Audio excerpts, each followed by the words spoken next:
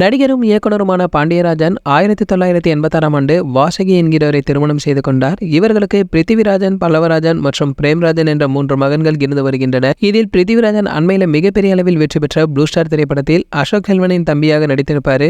மற்றொரு மகனான பிரேமராஜன் கோட் மற்றும் இந்தியனுடைய 2ஆம் பாகங்களில் ட்ரோன் கேமராவை பணியாற்றி வந்திருக்காரு. இதற்கிடையில பாண்டியராஜன் அளித்த பேட்டி ஒன்று தற்போது இணையத்திலுமே ட்ரெண்ட் ஆகிட்டு இருக்கு. அதாவது, நான் திரைப்படம் இயக்குவதில் இருந்து ஒதுங்கவில்லை, மனதில் ஒரு கரு தோன்ற வேண்டும், அது தோன்றாவிட்டால் படம் எடுக்கலாம். முன்பு ஒரு திரைப்படத்தை எப்படியெல்லாம் சுவாரஸ்யமாக எடுக்கலாம் என்பதை பற்றி தான் யோசிக்க வேண்டியிருந்தது.